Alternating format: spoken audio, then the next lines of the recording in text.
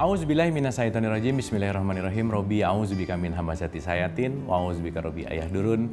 Robbi shrahli sodri wa yassirli amri wahlul 'uqdatam min lisani yafqahu qauli. Assalamualaikum warahmatullahi wabarakatuh. Salam sejahtera untuk kita semua. Rahayu, namaste, Om Swastiastu, Namo Buddhaya. Salam kebajikan dan sehat untuk kita semua. Kembali lagi belajar bersama saya Abu Marlo, dan kita akan banyak meniti ke dalam diri lagi untuk belajar kesadaran lagi, untuk sama-sama membuka pendengaran, penglihatan dan hati kita yang semoga bermanfaat, membawa pengetahuan yang lebih baik lagi, dan yang paling pasti kesadaran kita lebih baik lagi. Kita mulai dengan menghening agar kita hadir utuh di sini saat ini. Hati kita akan lebih terbuka, pintu hikmah akan lebih terbuka ketika kita pikirannya tidak terlalu sibuk. Maka yang pikirannya sekarang masih loncat depan, loncat belakang, yang masih sibuk, yuk kita hadirkan diri kita utuh di sini saat ini dengan menghening. Menghening dimulai.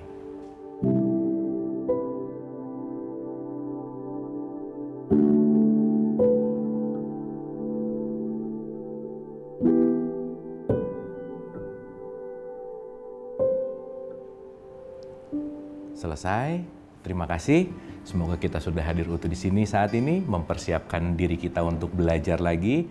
Hari ini kita akan berbicara sejarah manusia.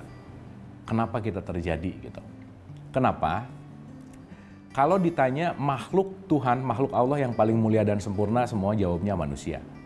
Kalau ada kata paling, itu kan pasti penciptaannya nggak mungkin di awal.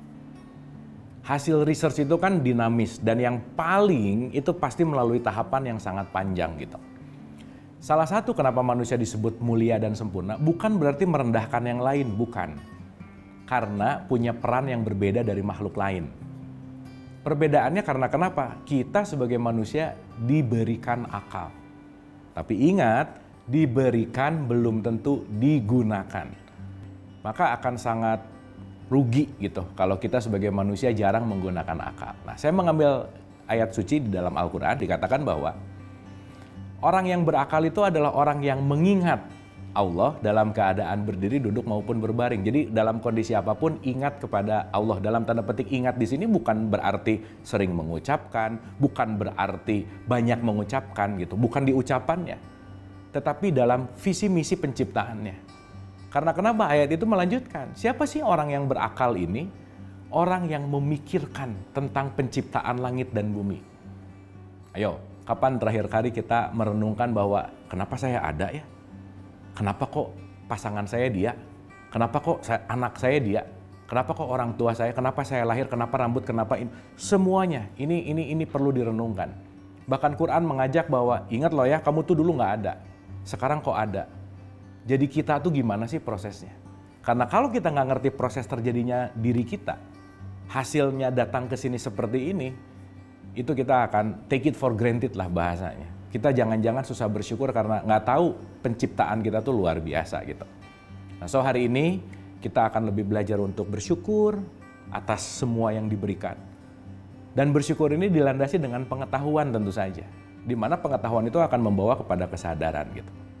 Ya, kita akan mundur jauh ke belakang untuk mengenal siapa diri kita yang sekarang. Karena proses inilah yang nanti akan kita renungkan sebagai satu proses yang sangat luar biasa dan dahsyat. Dan di situ kita akan mulai mengerti kenapa manusia disebut makhluk yang paling mulia dan sempurna. Kita mulai. Oke. Kita akan mulai menyelami diri kita untuk lebih mengenal, di mana poinnya manusia itu adalah makhluk yang paling mulia dan sempurna. Ingat, paling mulia dan sempurna bukan berarti merendahkan yang lain, bukan. Ini urusannya masalah penugasan.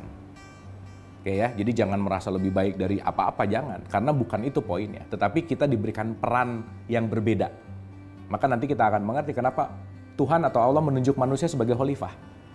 Gitu ya, karena khalifah ini pemeranan yang berbeda dari makhluk yang lain gitu. Oke.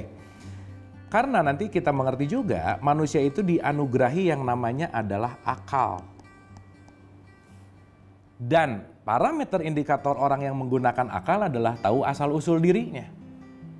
Sehingga kalau saya tahu asal-usul diri saya akan lebih mudah menerima diri. Ingat di pertemuan-pertemuan sebelumnya, banyak orang hari ini nggak mengenal dirinya karena terlalu sibuk menilai keluar, telunjuknya keluar terus. dalam kesadaran, telunjuknya itu ke dalam sebenarnya. Karena sekali lagi ini diulang-ulang, apa yang terjadi ke kita yang menjadi magnet penariknya itu di dalam diri kita. Oke, makanya kalau yang di luar mau berubah, rubahlah yang di dalam. Berarti kalau kita berbicara manusia itu kan menjadi manusia, berarti perjalanan kan? Menjadi manusia. Berarti kalau menjadi ini kita kan melalui tahapan panjang dong. Nah sekarang yang jadi pertanyaan adalah, apakah kita mengerti tahapan-tahapan itu? Apakah itu mulai direnungkan?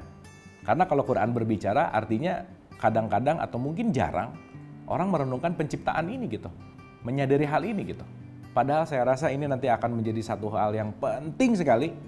Karena dengan mengerti ini kita akan sangat mengerti siapa diri kita dan kita akan bisa banyak bersyukur di situ gitu. Oke, yang pertama, kita akan mundur nih. Manusia itu kan adalah inti kalau kita mau berbicara. Saya mau minum, nggak mungkin saya ngambil airnya dulu dong. Yang pasti saya ngambil gelasnya dulu. Karena saya perlu menampung air. Kalau manusia dianalogikan sebagai air, berarti manusia harus ada wadahnya dulu dong. Sama seperti ruh yang wadahnya adalah jasad. Berarti kumpulan jasad ini juga perlu wadah gitu kira-kira. Oke ya, nah maka kita akan mundur nih. Pertama kali kalau kita mau berbicara, surat 57 ayat 3 mengatakan dialah yang awal dan yang akhir. Alfa dan Omega. Yang awal adalah dia, yang akhir adalah dia. Dia ini bisa dispektrumkan dengan Allah, dengan Tuhan, apapun penamaannya, ini mau menyebutkan adalah Sang Maha. Sang Maha awal, yang nanti adalah Sang Maha menjadikan. Dan nanti kita akan mengerti proses cipta gitu ya, kita akan belajar pelan-pelan di situ. Oke, so di surat 57 ayat 3 tadi dikatakan dialah yang awal. Berarti awal permulaan itu adalah kehadiran dia itu sendiri. Apa sih kalau kita mau berbicara kehadirannya? Di surat 24 ayat 35 Al-Quran mengatakan Allahun Nur. Dia hadir dalam bentuk nur. Nur itu adalah cahaya. Kelak cahaya itu nanti akan kita mengerti sebagai konsep yang namanya adalah energi. Maka kita semua ini adalah makhluk energi. Tidak ada yang bukan energi. Hukum kekekalan energi adalah tidak bisa diciptakan, tidak bisa dimusnahkan, dia hanya bisa bertransformasi. Maka kalau mundur jauh ke belakang, kehadiran pertama kali adalah dalam bentuk yang namanya energi. Itulah dalam sains yang selalu dikatakan dengan metode yang namanya adalah Big Bang. Di surat 21 ayat 30 dikatakan, apakah orang-orang yang tertutup atau orang yang kafir itu nggak ngerti bahwa langit dan bumi dahulunya adalah satu yang padu katanya. Quran mengatakan bahwa dulu itu satu padu loh. Nah, sains melihat bahwa di situ ada ledakan besar. Jadi kalau mundur ke 13,8 miliar tahun yang lalu, itulah yang terjadi dengan proses yang namanya Big Bang, awal mula hadirnya semesta raya. Pembelajaran masih akan kita lanjutkan, tetaplah bersama saya.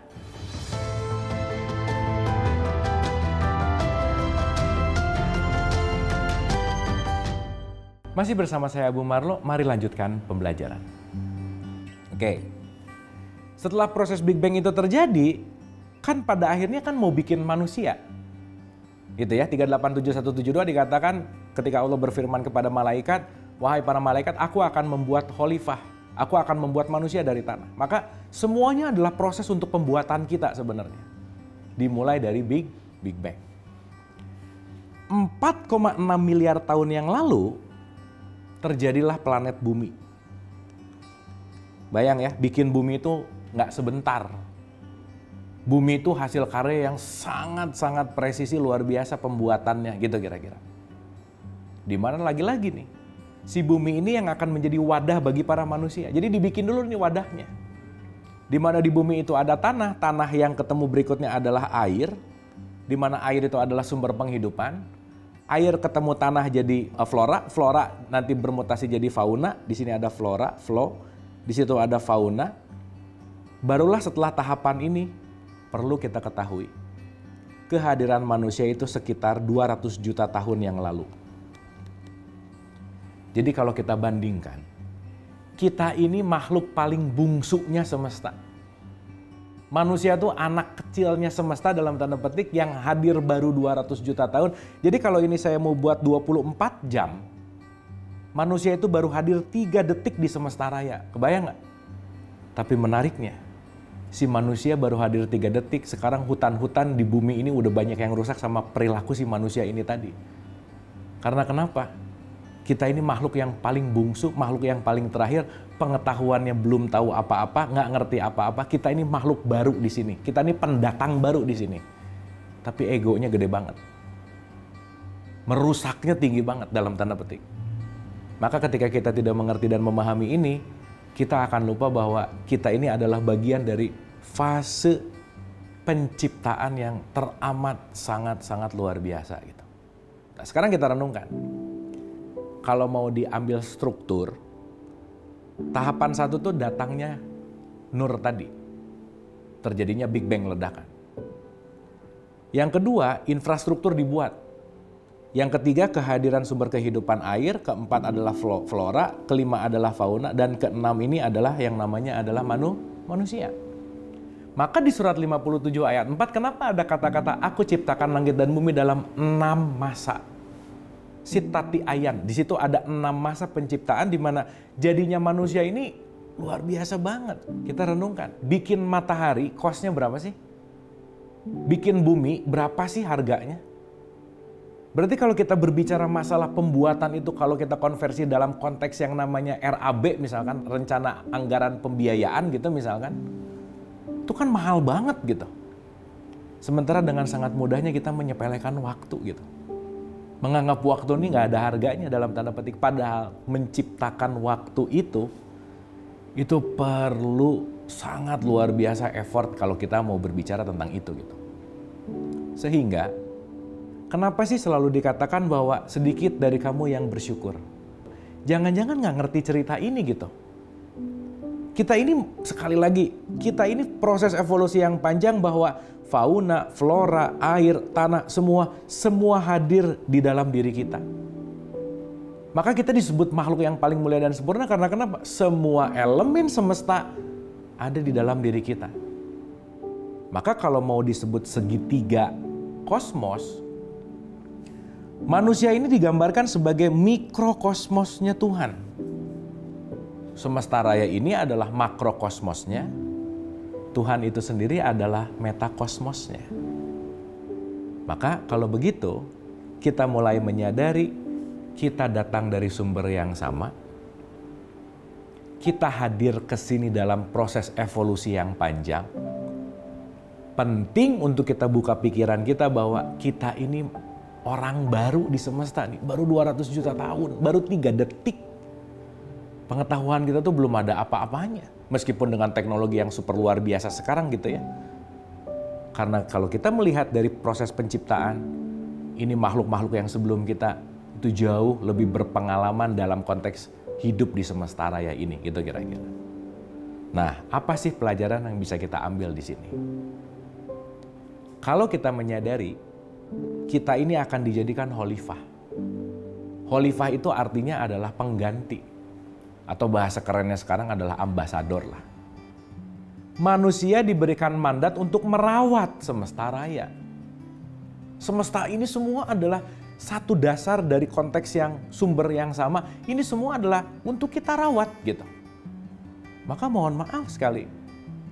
Bukti kita sebagai manusia, kita punya rasa untuk merawat semesta dan alam. Jadi maaf nih, ibadah itu bukan hanya ritual dalam konteks keagamaan, tetapi jangan lupa, buang sampah pada tempatnya itu sedang menjadikan saya sebagai manusia yang baik sebetulnya. Sedang merawat alam sebetulnya. Merawat semesta sebetulnya. Dengan saya bagaimana merawat tanaman, dengan saya bagaimana merawat semua ekosistem kehidupan, itu sebetulnya adalah tugas kita sebagai manusia. Karena hanya kitalah yang diberikan tugas untuk merawat itu semua. Tapi menariknya apa? Quran banyak mengatakan bahwa sedikit dari kamu yang bersyukur telah tampak kerusakan di muka bumi ini akibat perbuatan manusia yang justru datang bukan menjadi perawat, tetapi datang menjadi perusak gitu kira-kira. Pertanyaannya, gimana mau merawat alam kalau kita tidak bisa merawat diri gitu kira-kira? Gimana kita akan menjadi ambasador Tuhan di semesta raya kalau kita tidak menyadari bahwa diri kita ini punya visi misi sebagai khalifah itu sendiri gitu kira-kira. Nah, pembelajaran yang ingin disampaikan di sini adalah sadarilah. Saya kasih gambaran gitu ya. Sadarilah bahwa kita ini dalam ekosistem, bukan ego sistem. Karena kenapa? Kita datang dari sumber yang sama, anggap aja titik ini adalah sumber. Di mana sumber ini berevolusi, di mana awalnya tadi jadi cahaya, jadi bumi, jadi air, flora, fauna, yang akhirnya jadi manusia. Kita datang dari sumber yang sama. Bahan baku saya sama bahan baku pohon itu sama. Datangnya dari dia yang sama. Maka saya datang ke sini untuk merawat mereka. Maka saya datang ke sini untuk menjadi merawat bumi gitu. Maka penting banget kesadaran untuk mencintai lingkungan. Pembelajaran masih akan kita lanjutkan, tetaplah bersama saya.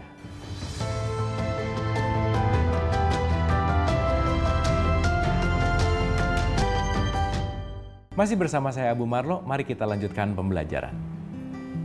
Sekali lagi, kita ini adalah khalifah. Nah, poinnya apa sih? Poinnya apa di sini? Sekali lagi, ini disebut ekosistem. Kesatuan, bukan ekosistem. Jadi jangan ngerasa saya lebih baik daripada makhluk yang lain, nggak bisa. Kita kalau nggak ada tumbuhan, nggak mungkin hidup. Sumber makanan kita dari tanah. Terjadinya anak dalam tanda petik ketemu sperma sama ovum, sperma yang oke itu di dalamnya ada protein, itu datangnya dari tanah juga. Dan ini semua adalah ekosistem. Kalau kita tidak merawat, bagaimana semesta akan merawat kita? Maka tugas kita adalah merawat itu sendiri gitu. Saya kasih gambaran sederhana. Yang pertama, ketika kita sebagai ambasador tadi, khalifah tadi, kalau saya sedikit pinjem dari bahasa yang sering dipakai di Bali gitu misalkan, namanya adalah Trihita Karana. Dan itu yang menjadi poin penting dalam kehidupan. Trihita Karana ini adalah harmony with God, harmony with nature, dan harmony with people. Mungkin dalam tradisi kalau kita pakai bahasa Arab yang sering kita dengar, itu yang disebut dengan yang namanya hablum minallah, hablum minanas, dan hablum minal alam. Ya, kita gambarkan. Karena kadang-kadang ini terpisah. Kadang-kadang ada yang ngomong gini nih, aduh itu hablum minallahnya bagus banget, tapi sayang hablum minanasnya nggak bagus gitu. Seakan-akan hablum minallah sama hablum minanas ini sesuatu hal yang terpisah. Enggak padahal. Ya, kita lihat. Yang pertama, harmony with God, hablum minallah. Hubungan sama Allah itu bagus. Maka ada silaturahim. Silah itu jalan, rahim itu kasih sayang. Maka bersilaturahim itu sedang menjaga hubungan penuh dengan kasih sayang, hubungan dengan Allahnya bagus, menimbulkan hubungan dengan sesama manusia juga lebih baik. Itulah yang disebut dengan yang namanya hablum minannas kepada manusianya. Atau harmony with people. Tapi ini yang nomor 3 tuh jarang banget diucapkan. Hablum minal alam, harmony with nature, kepada alam. Karena sekali lagi, alam itu bagian dari kita. Oke ya, kalau semua orang sekarang punya uang, tapi nggak ada yang tumbuh untuk kita makan, kita juga nggak akan survive untuk hidup gitu. Karena jangan lupa, yang membuat kita tetap survive hidup adalah semesta raya ini, alam ini, yang mereka merawat kita. Dan kita ditugaskan untuk merawat mereka. Saya kasih gambaran sederhana. Terkadang, hablum minallah itu disebut sebagai hubungan vertikal. Dan terpisah dengan hubungan horizontalnya. Enggak sama sekali sebetulnya. Kenapa? Karena hubungan vertikal dan horizontal ini menyatu. Kalau hubungan orang sama Allah atau Tuhannya bagus, pasti garis bawah tanda seru nih. Hubungan sesama manusianya pasti bagus. Kita nggak bisa ngelihat hubungan sama Tuhan itu bagus karena orang ini rajin ke masjid, nggak bisa. Karena ritual yang rajin tidak menentukan hubungan dengan Tuhan yang baik, belum tentu. Karena kenapa? Ritualnya bisa hanya dalam olahraga, belum mengolah rasanya. Kita tahu sifat Allah itu adalah Rahman Rahim. Kasih sayang. Tradisi Islam, orang Islam pasti tiap hari ngomong ini 17 kali minimal.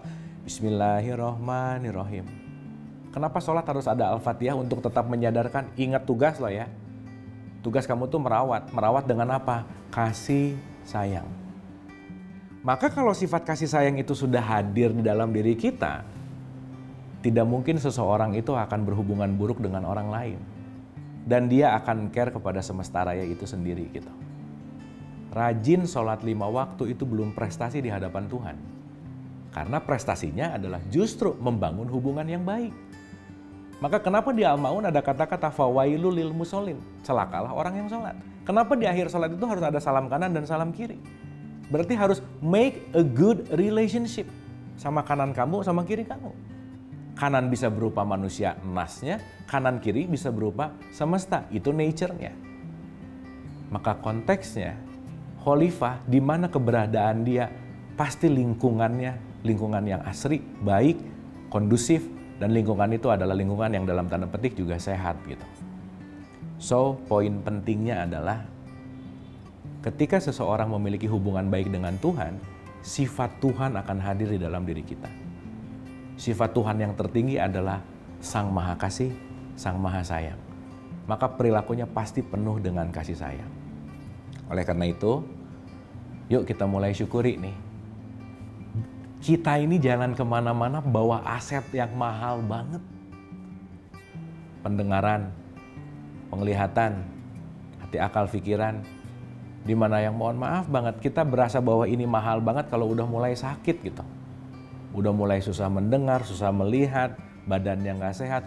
Mulai menyadari bahwa ya itu tadi. Terkadang kita akan merasa berharga kalau sesuatu yang berharga itu udah hilang dalam tanda petik. Nah oleh karena itu, dengan menyadari kita ini adalah makhluk yang paling mulia dan sempurna, sekali lagi, ini mahal banget nih. Jadi kalau lagi bercermin, sadarilah lagi melihat barang yang mahal banget. Ya, yang sangat berharga. Dibikinnya panjang prosesnya. Jadi mudah-mudahan dengan menyadari ini kita bisa muncul self-love. Mencintai diri. Bersyukur nanti ujungnya.